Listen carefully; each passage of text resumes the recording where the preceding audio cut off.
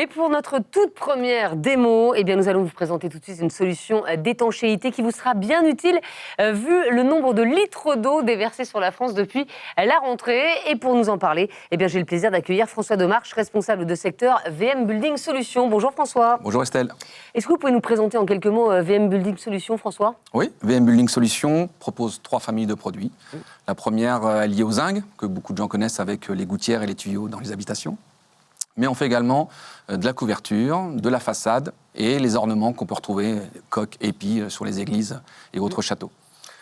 Donc ça, c'est la première gamme. La deuxième famille, en fait, c'est le cuivre. On essaie de développer, toujours en couverture et toujours en façade, du cuivre, mais coloré. Donc il y a du coloris vert, brun, or. Génial. Et en fait, on fait beaucoup de choses avec ce type de matériaux. Et enfin, la troisième famille qui nous intéresse aujourd'hui, c'est le PDM. Ça va nous permettre de faire l'étanchéité des toits terrasses. Alors, est-ce que vous pouvez nous rappeler ce qu'est le PDM ? Alors le PDM, pour simplifier, c'est du caoutchouc synthétique qu'on a vulcanisé, où on a fait des rouleaux avec. Et ça nous permet donc de faire tout type de terrasse en rénovation, en neuf et autres. Et aujourd'hui, vous êtes venu nous présenter quel produit ? Alors aujourd'hui, on vient vous présenter la membrane sur white. Donc, c'est une membrane de PDM, comme le reste de la gamme, sauf que celle-ci est blanche. Oui, d'où le nom sur white. D'où le nom sur white. Et quels sont les avantages de cette membrane pour nos amis Génération Artisan ? Eh bien, cette membrane, comme c'est de l'EPDM, c'est toujours aussi simple à poser. C'est toujours avec une durée de vie très longue. Et l'avantage de la blancheur, c'est qu'en fait, on va gagner en confort thermique dans l'habitation. On va vérifier tout de suite, François, si c'est vraiment facile à poser.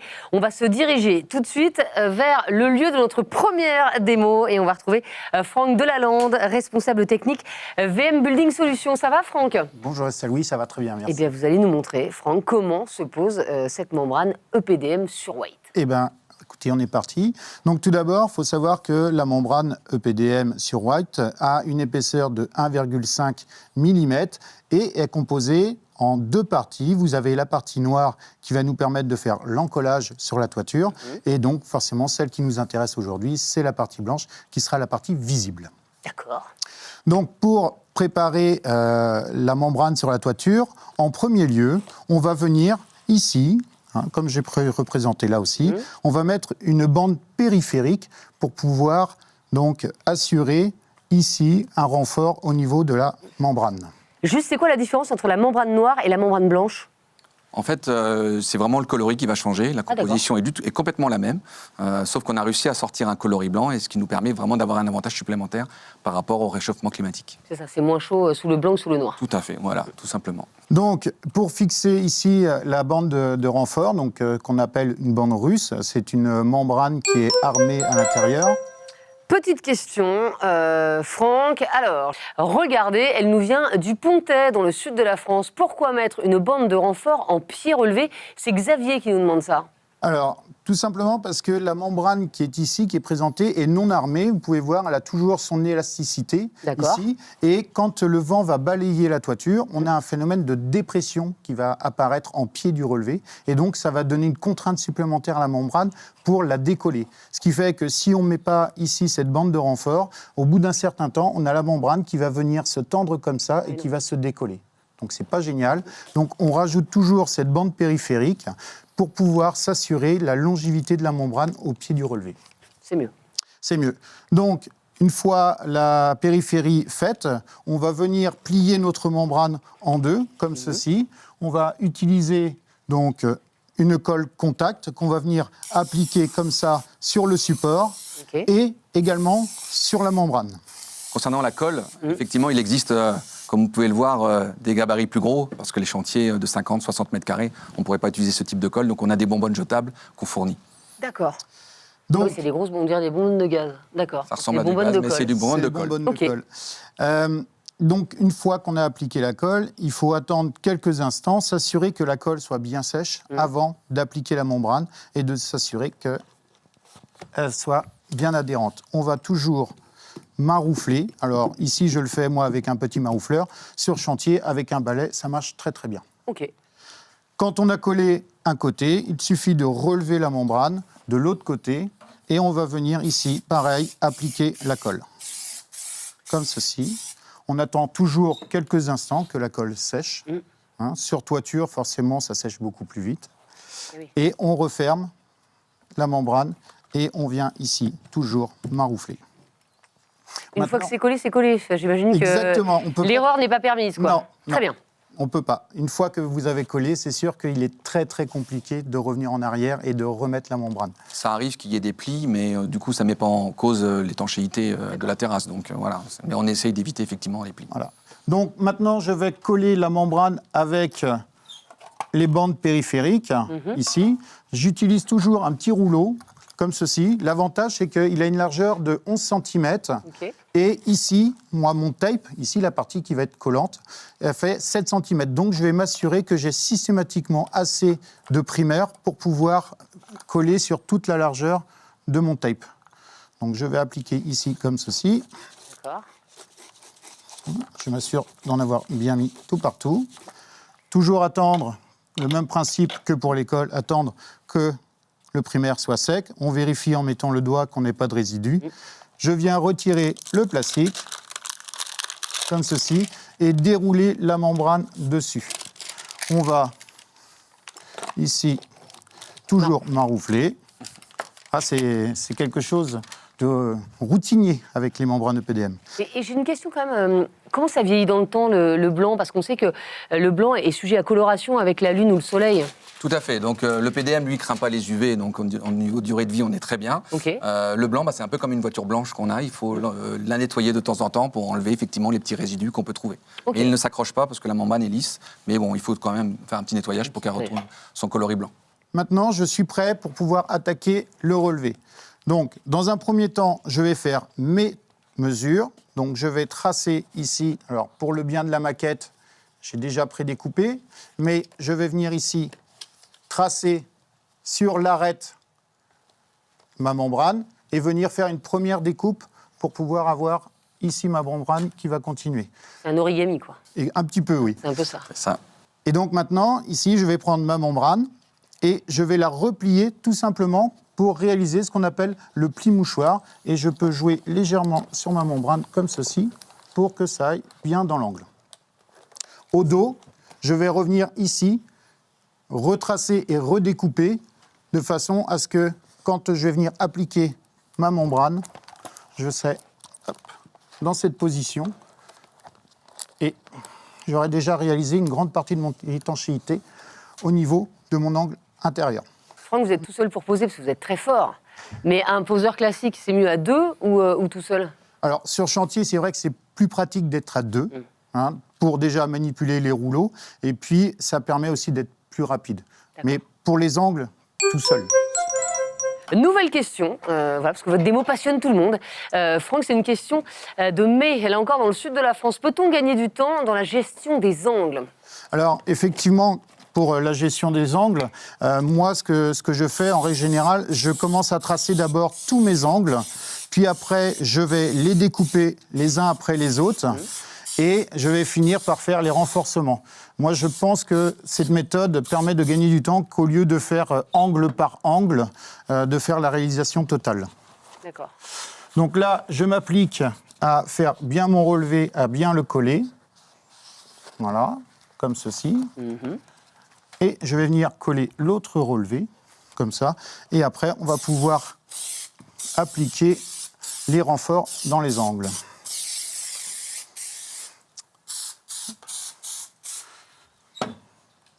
Donc là, on vient s'assurer, quand on vient replier, que la membrane s'aligne parfaitement avec l'angle, puisque c'est ce qu'on avait prévu dès le départ. Voilà. Comme ceci. Et on finit toujours dans le sens inverse de la découpe, de façon à ce que toute la membrane ici aille jusqu'à l'extérieur. Je laisse systématiquement dépasser un petit peu la membrane au cas où, justement, qu'elle puisse se dévier et qu'on n'aurait pas assez de membrane. Donc je vais passer maintenant au renforcement intérieur. Je mets toujours du primaire. L'avantage, c'est que quand je mets le primaire, il a le temps de sécher et je vais préparer ma pièce pendant ce temps-là. Hop, comme ceci. Alors, les renforts se font toujours avec ce qu'on appelle du flashing. C'est quoi le flashing? Alors, c'est ce petite membrane. Okay. En fait, la particularité, c'est que lui n'a pas de mémoire moléculaire, donc on peut le déformer à souhait. Okay. Il n'a aucune élasticité. Donc je peux lui faire prendre la forme que je veux. Tous les plis que vous voulez, en fait. Exactement. Donc là, j'ai préparé ma pièce, j'ai découpé les 4 coins et au dos, j'ai aussi découpé le papier dans les sens de la diagonale. D'accord. Je fais encore un peu d'origami et je viens ici commencer à poser dans l'angle, Ah oui. comme ça, ma première pièce. Et après, je vais pouvoir, au fur et à mesure, enlever les papiers de protection pour pouvoir coller ma pièce entièrement et m'assurer du renfort. Comme vous avez pu le voir, en fait, dans l'angle, on n'a pas coupé en bas. Donc en fait, même sans son renfort, on est étanche. C'est vraiment l'avantage de cette matière, c'est qu'on fait des remontées directement. Là, on fait vraiment une sécurité supplémentaire en mettant cet angle. Ah bah même 2, parce qu'il y a de la colle et de l'adhésif, ouais, quoi. Ouais. Donc voilà, j'ai ma première pièce qui est finie. Donc on pense toujours bien à maroufler, Toujours. de façon à s'assurer que la pièce reste bien en place. Et ici, j'ai déjà préparé mon raccord entre mes 2 membranes. Donc c'est une petite feuille de butyl, un peu comme du scotch double face, que j'ai déjà pré-collé sur cette partie-là, qu'il ne me reste plus qu'à coller ici. J'utilise systématiquement le primaire, que je viens appliquer ici. Hop. Comme ça. On attend toujours un petit peu qu'il sèche. Et là, j'enlève mon papier de protection. Et je déroule directement ma membrane. L'avantage, c'est que ici, je suis directement étanche. Je n'ai plus besoin de faire quoi que ce soit. Ah, génial. Simplement, cette opération permet d'assurer l'étanchéité entre les 2 membranes. Donc c'est un gain de temps aussi, j'imagine. Exactement. Après, pour l'angle qui est ici, qui me reste à étancher, je vais utiliser une autre pièce de flashing qui, elle, va partir d'ici jusqu'ici, plus 7,5. Donc moi, j'ai commencé à préparer ma pièce. Je l'ai découpée dans son milieu, ici le papier. Il ne me reste plus qu'à faire ma découpe en haut, comme ceci. Là, je matérialise. Et je vais faire un petit rond comme ça. C'est très précis. Disons que après, avec l'habitude, on sait comment faire l'arrondi. On n'oublie pas de rajouter toujours le primaire pour toutes les pièces de finition, comme ceci, et autour. Voilà. On prépare la pièce, on la met bien en place, comme ceci. Okay. Et là, on va pouvoir maintenant, avec une main, la tenir, et avec l'autre, enlever le papier et, voilà, et la coller. Dès que la pièce a touché le primaire, elle est collée direct, donc après, vous pouvez la travailler comme vous voulez. Hop. Tac. Et voilà, donc voilà. Maintenant, ici, après, il ne reste plus qu'à appuyer avec les doigts de l'intérieur vers l'extérieur pour pouvoir déformer la pièce. Hop, comme ceci. Et on peut voir que justement, comme elle n'a pas de mémoire moléculaire, on peut lui donner la forme que l'on souhaite. Ah, incroyable. Et là c'est vraiment étanche. Et là, c'est vraiment étanche. L'eau ne rentre plus, là. Là, l'eau ne rentre Quelle plus. eau. Ici, je finis toujours avec un petit peu de marouflage. Il ne me reste plus qu'à traiter ce point-là. On a vu tout à l'heure que j'ai fait une jonction du même principe, entre 2 membranes. Donc, il ne me reste plus qu'à rajouter un petit peu de primaire, comme ceci. Je retire le plastique. Hop là. Et un petit peu dessus. Voilà. Et ici. Donc voilà. Il me reste à finir cet angle-là, puisque là, il me reste l'étanchéité. Et là, on va pouvoir faire la même opération, un peu différente, mais toujours avec les pièces de flashing, qu'on va pouvoir mettre une première pièce ici et l'autre là. Il faut savoir qu'après avoir mis les pièces de flashing, on finira toujours par mettre du mastic, EPDM. Pour faire quoi? Alors, le mastic EPDM, on va pouvoir confirmer, ce qu'on appelle confirmer le flashing. On va mettre du mastic ici tout autour pour que l'eau ne puisse pas venir le décoller le temps qu'il finisse de se vulcaniser. Donc, au préalable, ici, j'ai fait une découpe où j'ai laissé 10 cm et là 5. On travaille toujours le 10 cm en premier. Je viens le mettre bien parallèle ici. Alors ça, c'est pour l'esthétisme, hein, c'est plus facile. Comme ceci. Je ne vais pas jusqu'au bout parce qu'après, je ne vais plus pouvoir travailler ma pièce comme je veux. Et maintenant, je fais pareil avec les 5 cm et je l'aligne ici, comme ceci. Et quand ma pièce arrive ici, elle se relève toute seule, naturellement, puisque j'ai mis une contrainte. Et je vais venir, comme tout à l'heure, venir tirer sur ma pièce pour pouvoir faire un arrondi. Hop. Une autre question, Franck et François. Regardez, cette question, elle nous vient de Marsac-sur-l'Île. Et c'est Serge qui la pose. Comment faire quand on n'a jamais posé d'EPDM? Alors c'est simple. Chez VM Building Solutions, on a vraiment un service dédié aux artisans. On va l'aider à faire le calpinage s'il a besoin sur ses premiers chantiers. On est capable de lui dire combien de temps il va mettre en œuvre le produit. Et une fois que c'est fait, qu'il a le chantier, on peut le former. Donc on va le former dans une agence .p à côté de chez lui pendant une journée, ça évite qu'il aille trop loin.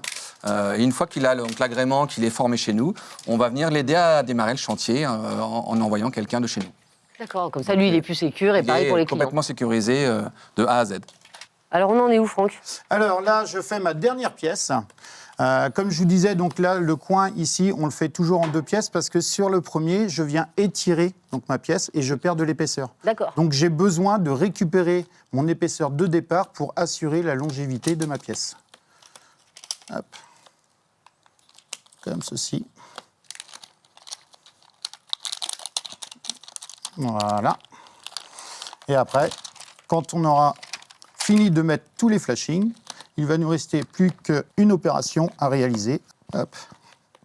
Voilà. Et quand on a réalisé donc toutes nos pièces, il nous reste une dernière opération, c'est de mastiquer, justement, hein, comme on s'est expliqué tout à l'heure. Donc on va mettre du mastic. Ah, j'ai ma pièce. Forcément. Donc, comme vous pouvez le voir, en fait, on a tous les accessoires qui vont bien avec la membrane. On a le mastic blanc, on a le tape blanc, on a vraiment tout ce qu'il faut pour vraiment avoir une membrane, une terrasse toute blanche. Oui, avec une cohérence, finalement, esthétique. Même si, effectivement, c'est chic. On ne voit pas à chaque fois le toit plat qui est au-dessus de chez nous, mais voilà, on essaye d'avoir un esthétisme quand même un maximum. Voilà. Et donc là, on va faire tout le tour de toutes ces pièces ici, comme ça. Voilà. Et on va finir par lisser le joint. Alors moi, j'ai une petite technique. J'utilise une petite plaquette, comme ceci. Qu'on a utilisé sur le chantier au tout départ. D'accord. Voilà, comme ça, ça m'enlève le surplus, ici. Hop. Et voilà. En 3 mots, comment est-ce qu'on peut résumer les avantages de cette membrane sur white EPDM? Je vous demande à tous les deux. Alors moi, je dirais facilité. Ouais. Moi, je dirais longévité. D'accord. Et rapidité. Et esthétique. Et esthétique. Mais c'était le 4e mot. Ça, c'est votre mot. Merci beaucoup, Franck et François, pour cette démo. Et à très vite.